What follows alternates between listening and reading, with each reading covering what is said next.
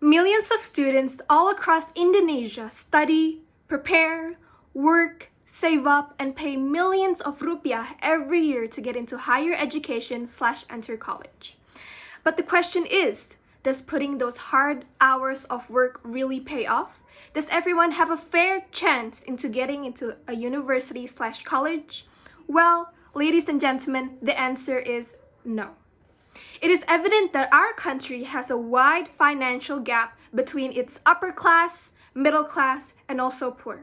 Hence, creating a boundary/gap between young students of different classes aiming for higher education. Ladies and gentlemen, let's face it. University is pretty expensive. So by obtaining a scholarship, it allows the students to receive higher education without the worry of cost. And that is why the government team today believes that scholarships should only be obtained or granted on the basis of financial necessity. In this debate, we will be focusing on scholarship specifically for university, higher education, or colleges that are granted based on financial necessity, meaning based on a student's family income and also overall financial situation. Now, ladies and gentlemen, I will bring forward to you today two main points of arguments that I have created. The first one is why scholarships based on financial necessity will help students aiming for a better chance into getting higher education.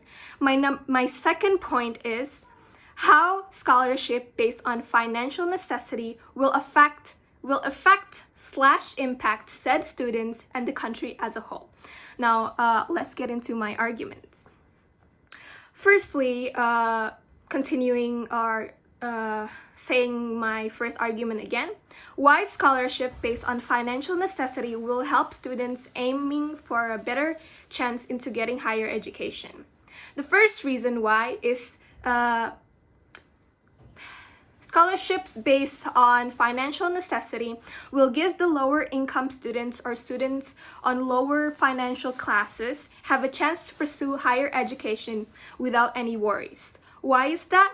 Well, firstly, they don't have to worry about the trouble of paying for a degree. As you know, ladies and gentlemen, as I stated before, the lower income students are people or students with a lower family income. They struggle day to day with necessity needs, and of course, they can't pay for the highly cost of higher education in Indonesia. And that is why if they receive a scholarship based on their current situation, their low income, they're able to pursue a higher education or given a chance without the stress of having to pay college fees and so on. My second reason is that the majority of the country's population fit into the requirements. Now, if you don't know, ladies and gentlemen, based on the World Bank, I'm stating this from facts, the majority of Indonesia's population considers as middle class. Actually, the majority of Indonesia has upgraded from poor to middle class, ladies and gentlemen.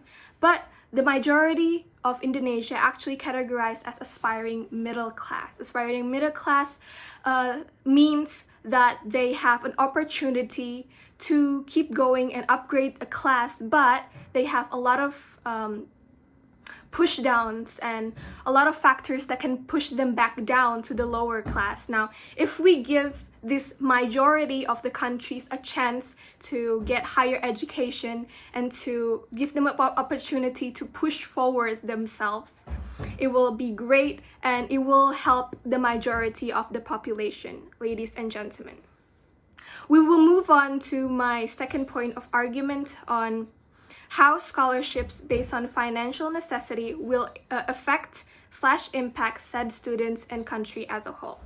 Now, let's move on to how it impacts the students, ladies and gentlemen.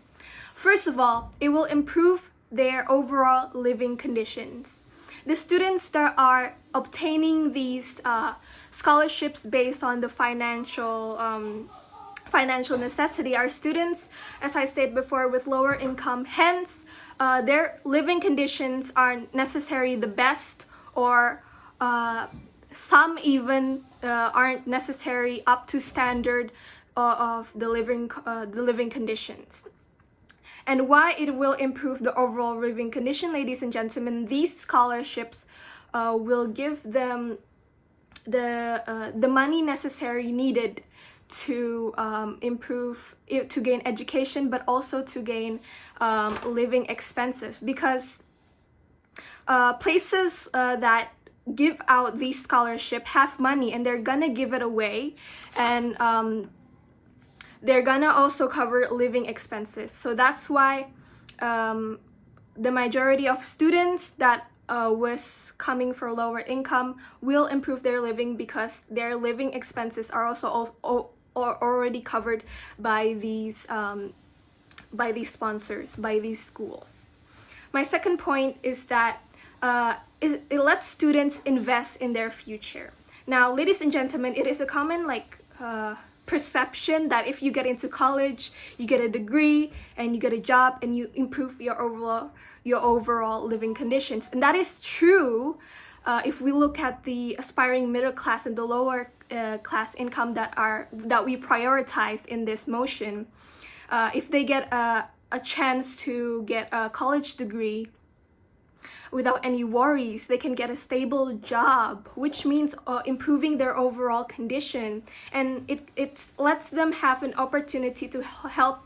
It just lets opportunity to help lower income families to move on from the lower ranking classes to a more stable, to a more higher income class.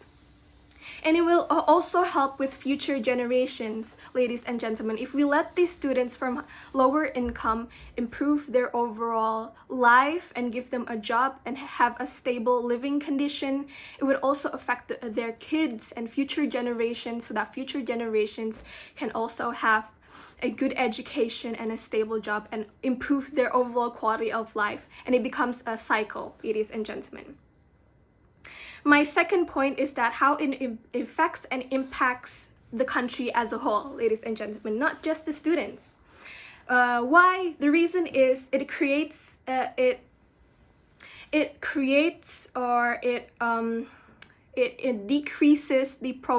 the poverty rates in Indonesia, and also unemployment rates. So by letting the students get a higher education degree, as I said before, getting a job, it will improve unemployment rates and decreasing poverty and their overall living condition. My number two reason is more people are working, and it's increasing, and it will increase Indonesia's productivity, and it will increase overall Indonesia's economy. And